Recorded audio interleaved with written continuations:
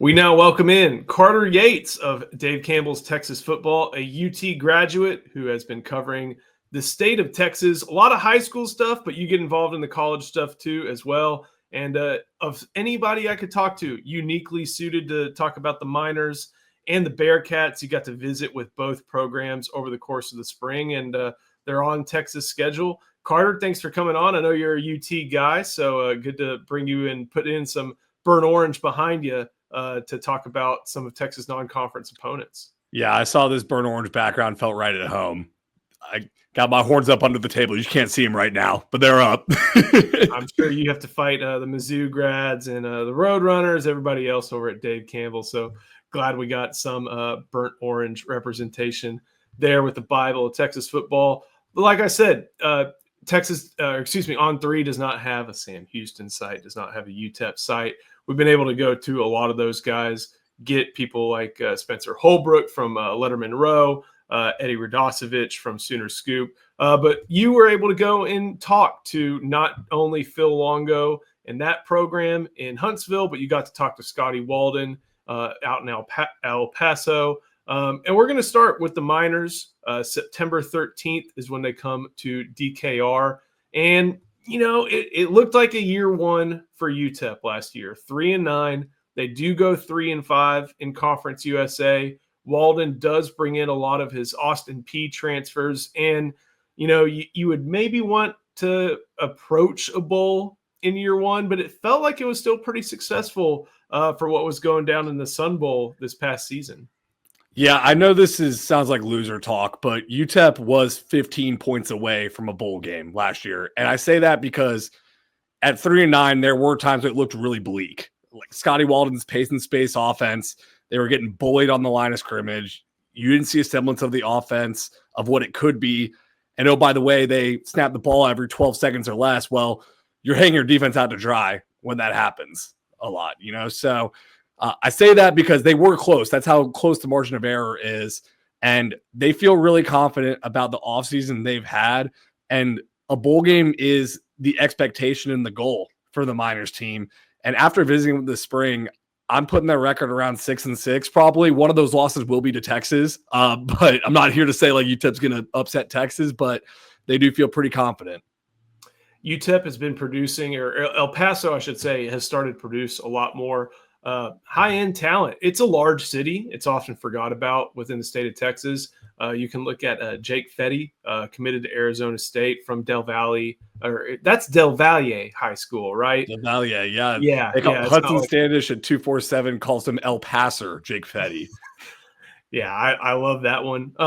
We won't, he'll still be playing his prep ball there. But UTEP does have a highly ranked quarterback, or a one-time highly ranked quarterback on their roster. They brought in Malachi Nelson, former 5-star, started at USC, lost a battle there to be the starting quarterback to succeed Caleb Williams, transfers to Boise State, loses another quarterback battle there to Maddox Madsen, I think it was, enters a transfer portal one more time, ends up at El Paso. It's obviously great headlines for Walden's program to, no matter what has happened, have a 5-star quarterback on your roster. But what are maybe some of the expectations for that offense now that they have this former high-profile recruit there in the program?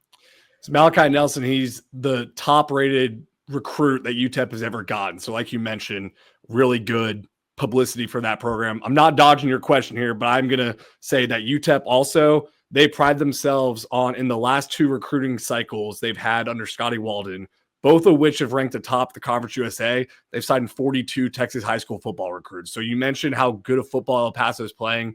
Walden wants to build this program through the Texas high school ranks. And that's kind of a change of pace from what you've seen in the past at UTEP, where it's a lot of transfer guys and JUCO guys. They're trying to build through the high school. Now, Malachi Nelson, when he first signs to UTEP, you say, this offense can be unlocked with former 5-star quarterback. I know he's been to now his 3rd school, but he had some injuries at USC, kind of fighting those things off at Boise State. You can put those aside and say, hey, the Sun Bowl, Conference USA, he's going to light it up. As the spring has gone on, And when I went to visit with Scotty Walden, it is an open competition. And Skylar Locklear, the incumbent quarterback, Walden said had his best spring he's seen in 4 years. Now, Locklear went from Austin P with Walden to UTEP. And of course, you think that's just coach speak, right? They want to keep them both on the roster. The transfer portal comes in spring. They don't want to commit just yet. It's a very competitive room. But as you talk to people around the program too, the deeper as this goes, the less of a sure thing it is that Malachi Nelson is even the starting quarterback.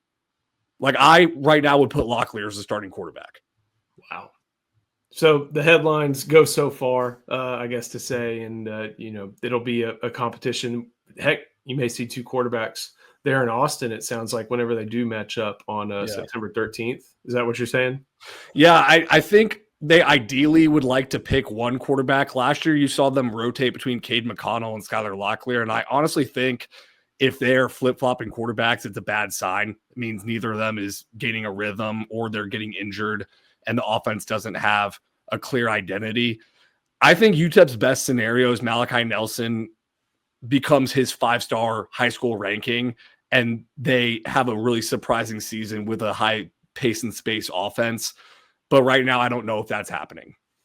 You mentioned pace and space. We'll go there. We know that under UTEP, when Dana Dimmel was there, the late Dana Dimmel, very Kansas State-like. You talked about going to JUCO for players and going around that talent pool to add.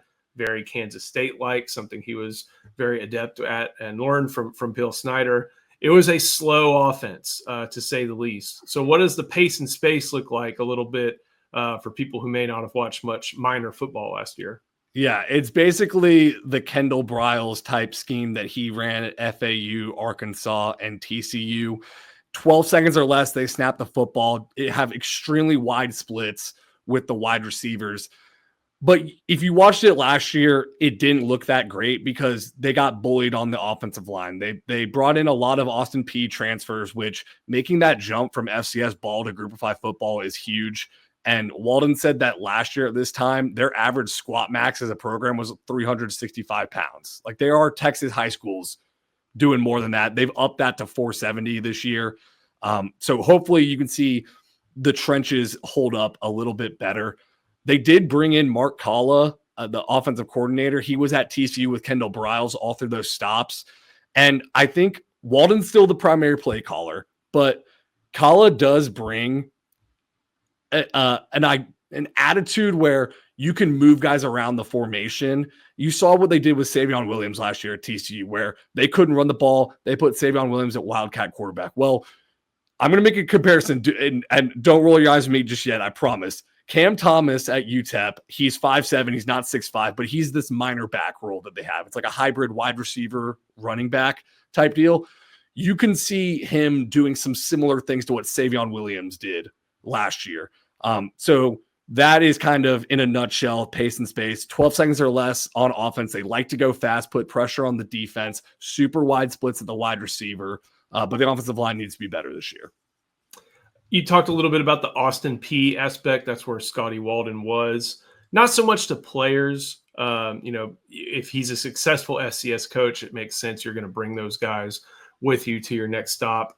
I'm sure there's still a good amount of those guys there. But as far as what Scotty Walden wants to implement as a program, what does he look like culturally? I don't know if you know Justin Wells, guy I work with here at Inside Texas. He is one of the biggest. He may be the leader of the Scotty Walden fan club. But what are some of the things he's trying to do at UTEP? Again, in a place that is a large metropolitan area, especially when you look on both sides of not only the Texas and New Mexico border, but the Texas-Mexico border.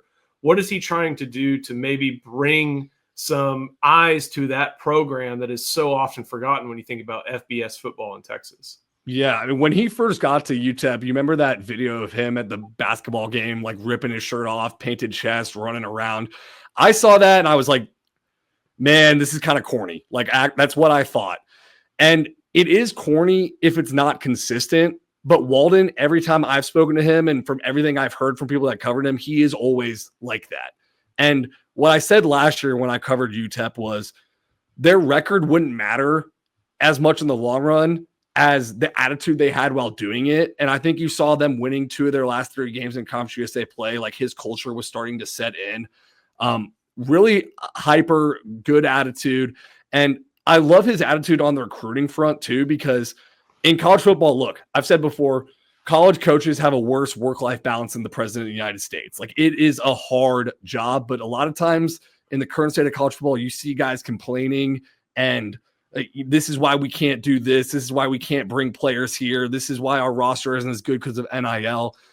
You will never find Scotty Walden make an excuse, and he is an ambassador for El Paso. Like he was actually born in Cleburne and played high school football there, but he wasn't an El Paso guy, and he's tried to become an El Paso guy, which I think is why you see the excitement of the recruits and the top 2 recruiting classes in Conference USA in back-to-back years. He also told me that with the revenue sharing program, he actually went to the athletic director and said, I need to renegotiate my contract so more money goes to the players. And the athletic director, it didn't work out. So the contract negotiations failed or succeeded, depending on how you look at it. But he did do a Walden Family Football Challenge where he basically raised $70,000 with his wife and matched the donations from the donors. So I think he's the right man for this job. I think he's got a great attitude, and I'd put myself with Justin Wells. Like I'm a fan. As far as the transfer portal, usually UTEP's going to get hit by good players leaving. Does happen. I'm sure they had a few guys out, but they also seem to have brought in a good number of Power 5, Power 4 transfers. Looking at On3's numbers, got Orianne Fisher on the defensive line, Jalen Brown at wide receiver.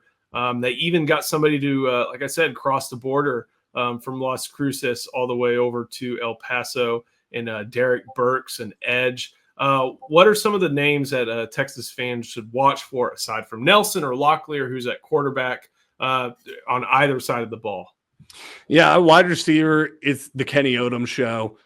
He is their clutch guy. He caught 2 overtime touchdowns against Kennesaw State. He's been with Cody Walden since Austin P, now at UTEP. He's sensing a theme here. So he knows Walden very well. He is their big-time clutch guy. Ashton Emery, the running back, he was a district MVP 2 years ago from Walden's first class at Rockwall. Very high on him after the spring. They think he can add a lot to their running back room. Derek Burns, you mentioned him from Las Cruces. He should be one of the primary edge rushers that'll try to get after the quarterback. And then let me look at they're really excited about their secondary. Xavier Smith and Lance Russell at the safety spots, both of them long, 6 foot for Xavier Smith, 6'3" for Lance Russell. They should be really strong in the secondary, and they've got a lot more depth back there, which I think you'll see is the biggest improvement from year 1 to year 2. Like Walden's talking about doing his roster on the whiteboard and just stepping back and saying like, wow, this is so different. Because last year they would have 2 healthy cornerbacks, have to move a safety to cornerback, linebacker to safety. It was a total mess at points last year. So they should have a lot more depth at all positions except the defensive line. That is. Defensive line is scary lack of depth, which is a G5 theme. Exactly. If they find it, that's a place where they can find some money in the transfer portal. Makes sense. So interesting to see how they'll manage that. As far as Walden goes, this is his second season, almost his third season being an FBS head coach. He had the interim stint at Southern Miss in 2020. Of course, goes to Austin P, gets the Govs up to a good level. I'm not trying to pull him out of El Paso, obviously, but do you see him as being a guy on the rise, especially if he can get the Miners to a bowl game, maybe being somebody that could move further east in the Lone Star State if some other job came calling? Yeah, I do. I see him as a rising young coach. I mean, I think he's 35 years old at this point, and you see he hires coordinators like that too. It's Bobby Daly, who was at Montana State last year as a defensive coordinator. He left his alma mater because he wanted a defensive coordinator job in the FBS. He's worked his way up from grad assistant to director of football ops to defensive coordinator. Mark Kalla, same thing, been with Kendall Browse as a QB coach, wants his first shot being an offensive coordinator. I do think Scotty Walden, if he can turn UTEP around, because you got to remember, UTEP does not have a lot of success historically as a program. It's a beautiful Sun Bowl. It's a great city. But I think this would be, if they made a bowl game this year, it'd be the 6th time in the 21st century they've made a bowl game. So it's not a lot of historic success. And I'd argue at points it's harder now to coach there at a G5 school with the 2-window transfer portal. So yes, I think Scotty Walton's a guy on the rise. I'm just going to say, guys, you probably need a fiduciary financial advisor. And I've got the guy for you. His name is David McClellan with Forum Financial. He works broadly and deeply with his clients as a financial life coach. And he should know something about coaching because he won several national championships as a swimmer for the University of Texas. He specializes in financial planning and has contributed numerous articles to Kiplinger on the topic of retirement tax bombs. So contact David today to be your fiduciary financial planner and schedule a 1-hour consultation to assess your financial situations. The free consultation is available, so just give him a call. The number is 312-933-8823. That's 312-933-8823. His email is also in the description below. We'll go a little bit different, starting to look at the Sam Houston Bearcats. Casey Keeler, the coach that led them to that spring 2021 national championship, led the Bearcats into the FBS. Some struggles in the first year, as to be expected, but he had a great second season there in Huntsville. I believe the Bearcats went 9-3. Or maybe even 10-3, won their bowl game. Were competing for the conference, competing for the conference title. It's so tough to do that when you're making the jump.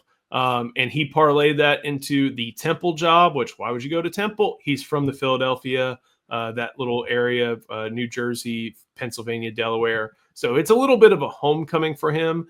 And it's another homecoming as far as the head coach goes. Phil Longo, who was let go by Wisconsin, and Luke Fickell lands on his feet with a head coaching job there in Huntsville.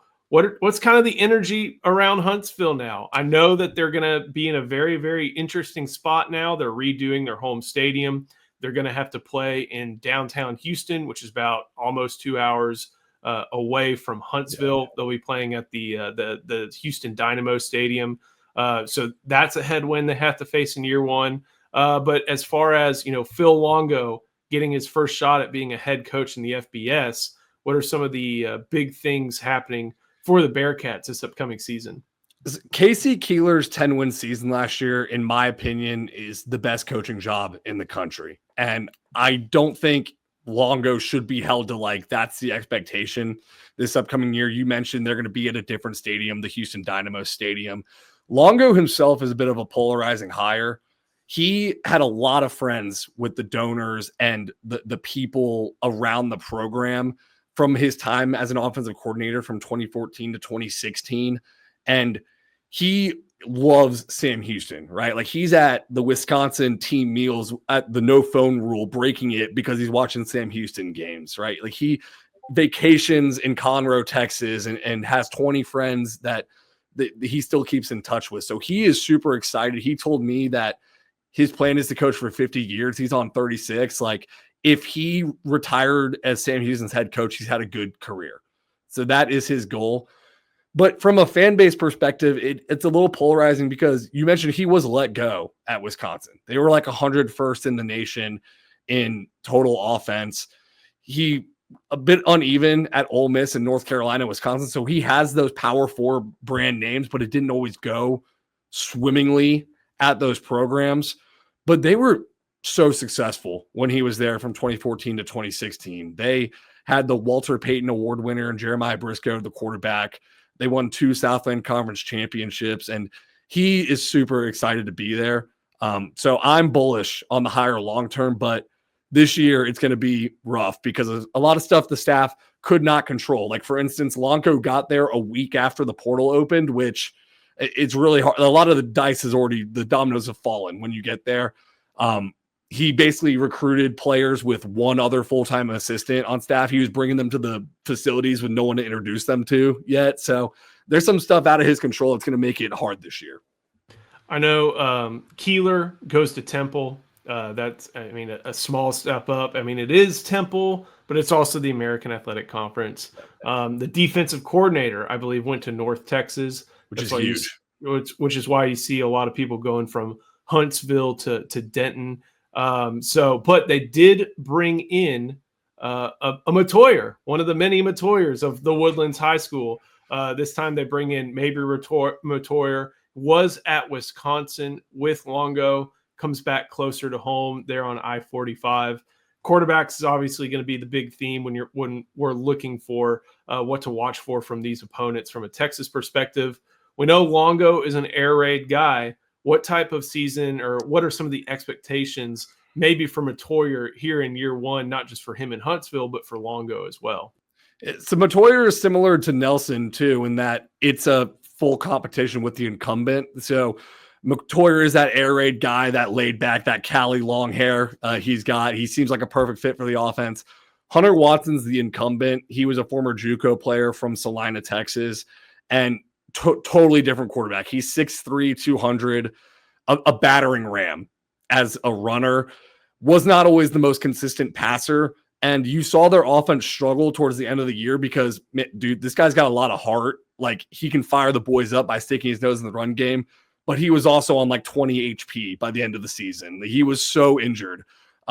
He did pick it back up in his little mini air raid audition he had in the bowl game. I believe he had like 82% completion percentage, 200 something ish yards. So it's probably his best pass performance. But Longo, the air raid is a little bit misleading sometimes because, like a lot of the Mike Leach proteges, they've gone away from the we only pass the ball that Leach did at Texas Tech and Mississippi State. Like Longo in 2014, they actually ran for more yards, 800 more yards than they passed for. And then by 2016, they've got the Walter Payton Award winner for the best offensive player at QB. So he can kind of mold his play calling based on who starts at quarterback. So if Hunter Watson's the first quarterback out there, they're going ground and pound and throwing it around a little bit. If Matoyer's there, they're spinning that thing around the yard. One of the other big transfers that came in, it's very interesting. Over on Inside Texas, he was a recruiting trail darling. That is Alton McCaskill, Houston, Colorado. Had a great debut season at Houston. Transfers to Colorado. I think he has a year off because of injury. Arizona State. Now he's coming back closer to home. Is this going to be the impact guy on that Bearcat offense? So he got there after I did the magazine visit, which is funny. When I tell you behind the curtain, when we do the magazine visits, it's like April, midway through spring ball. You feel for the G5 programs because they'll tell you about guys they're banking on, and then they're gone like 2 weeks later. It's brutal. But the portal giveth, it taketh away. McCaskill comes in after I'm there. I would not say he is like going to be the impact major guy. I would say it's more going to be Elijah Green if I was a betting man, because he was at North Carolina with Longo a couple years ago, had like 500 something yards. I just don't know how healthy McCaskill is. I mean, he was awesome in that debut season with Houston, but since then he has not gotten a lot of carries. So I could see him being a breakout star, but I don't think you'll see him from day one as like he's the number one guy. Looking at Green, like you said, spent a few years at North Carolina. 2022 had 558 yards, was part of that really great Indiana team last year, helped them get to the playoff. So should be one to watch. And yeah, like you said, I've been able to watch when Mac Brown hired Longo. I'm like, okay, this makes a little bit of sense. You know, you're not just gonna hire your old boys again. You're gonna try something new. Didn't work out. But, you know, it is what it is. He's the air raid guy with a little bit more run in him. Any defensive players to really note over there on the Bearcat side of the ball? Like I said, a lot of them followed their defensive coordinator last year for that 10-win season to Denton to play for North Texas. It's going to be tough, it feels like, on that side of the ball this year for the Bearcats. Yeah, it's going to be pretty brutal. So Skylar Cassidy, the DC from last year, he got the job at 29 years old. He was a big question mark of like, you're giving it to this young hotshot DC. They were the number one defense in Conference USA last year. He parlays that into the North Texas job. He then takes everybody to North Texas with him. Sam Houston lost their top 16 tacklers from last year. The returning leader is CJ Johnson, the linebacker, who had 16 tackles. I was told they went through spring ball with like 3 healthy scholarship Yeah, I think it was 3 healthy scholarship defensive linemen. Now they portaled in some more after that, but obviously they didn't get all the spring ball of work. And then one of those defensive linemen, Matthew Aribasala, went to another school, transferred out of the program. So Freddie Autry-Lindsey, he's the DC now. He comes from NC State, where he actually did mentor like 3 NFL defensive backs there. He's a very good coach. He's got experience with Longo at 3 different stops. It's going to be really hard to judge him based off this year because I just don't know if they have the personnel. Like, I think the offense can score 35 a game. The defense might let up 45 a game. It's going to be tough. Just looking at the schedule, they play Western Kentucky, UNLV. They have to travel to Hawaii, get a bye week, and then they play Texas. A lot of different teams joining the Conference USA. They have to go to Oregon State, which I know in their kind of limbo status, they're still a team that's going to have a little bit more talent. But like, what does success look like for Phil Longo this year? Is it 4 wins? What should they be looking for in Huntsville, especially when you factor in, like I said, the playing in downtown Houston when you're all the way up in Huntsville, Yeah. when you're in year 1, you're all these different factors. The portal hits you. What might success look like for Phil?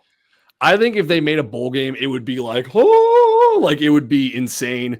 If they get 4 wins, I'd say, Longo, you did a hell of a job that first year. I'm putting if I had to do my over under, it's like 3.5 wins. Like, it's probably 3 and 9. If it goes really bad and they get injured and that opening stretch of the schedule you mentioned is so brutal, like it could be 2, 1 win. Like it is a full on rebuild right now, quite literally and figuratively, with a new stadium coming in. But I mean, if they close the season out strong, like maybe it starts off really bleak, but then the end of the season, they get in Conference USA play, they can get a little bit of momentum for next year. They open that new stadium up. Like, there's a way this works out, even if it starts off pretty low. And Texas, I'm looking at you like right here. Like, it's going to be low, that game. It's going to be a low point. Maybe a game we see some backups and backups in. Yeah. So should be interesting to track. Always fun to watch what's going on in the state of Texas. Maybe, I mean, you can combine both of these both of these teams for this question, considering you cover, high school football, state of Texas football, all levels. How important maybe is it for both of these teams in the state of Texas to be able to play the Longhorns in Austin instead of Texas maybe getting ULM as they have in the past, or, just to throw another team out there, like something like Troy or something like that, to get these FBS teams. It's pompous, but it's true, on the platform that Texas provides. How good is it for football in the state for the Longhorns to be playing these type of teams? I think it's huge for both programs. And for UTEP, they're going to go to the Mountain West next year, so that's a bump up in conference, and they need to have a good season and increase eyeballs. Talk about Malachi Nelson coming here, puts them on a national stage before they move to a new conference, and then Sam Houston building a new stadium, having to do a lot of work behind the scenes to get that program where it needs to be for FBS football. That's why I said Casey Keeler, that 10-win season last year, it's the best coaching job I saw, because Sam Houston basically for decades was working to go to the FBS. And then they're working to buy in, get their money up to go to this poker table that is FBS football. And then as they sat down, the ante went up and they're like, oh, by the way, there's a transfer portal and NIL with them. So they are still in a full build, and it is important to play Texas and stuff like that and get on that national stage. And I don't know if there's money involved, but if Texas throws the money for these games, like, that's great too. I think I looked it up when they played some of these bye games. It's about like $1 million or so. And I know teams like UTEP and Sam Houston aren't going to be hitting like the full $22 million on house settlements, but every dollar counts in this day and age. And as much as people can think Jimbo Fisher may have lost a little bit, there was one point he made where, like, college football is a trickle-down economy, and these teams paying these bye games, it's what a lot of these athletic departments rely on. And I'm glad it's staying in state, and glad to see it going to not just a system school, but a new school that Texas hasn't seen in a long time, not since 2006. Sam Houston stands as the last FCS team, I believe, that the Longhorns put on their schedule. Now they're not FCS, they're in the FBS. They get to play them a little bit more. So Carter, we appreciate it so much. Hey, I know magazine's coming out soon. I'm going to be checking my mailbox soon. And obviously, if people think Dave Campbell's, as you can see all behind you, all the different editions, Texas greats on that cover. If they think it's just all about high school football, they're missing a big portion of what y'all do. Yeah, we do a full breakdown of all the FBS teams, multiple pages on them. I did the Sam Houston UTEP ones. Mike Craven, our senior writer, did all the rest of the 11 teams there. But we also go small college ball. We go from FCS to D2 to JUCO with Corey Hogue, who kills it out there, previewing like 40 some odd schools. So it's a big reference book. It'll get you ready for the season. It's always worth looking forward to. And my favorite game is to guess who's on the cover. I'm not going to put you on the spot, but I cannot wait to see not only where y'all go from a college perspective. There's a good quarterback in Austin. Maybe you've heard of him. Maybe that's somebody that they'd like to talk about. But it's always fun to go over that and then see who y'all put on the high school perspective as well. I've had some great choices in the past few years. So Carter, thank you so much. Appreciate it a ton. Looking forward to seeing what you put into the Bible of Texas football and then what the Bearcats and Miners are able to put on the field. Yeah. Thanks for having me, Joe. Appreciate it.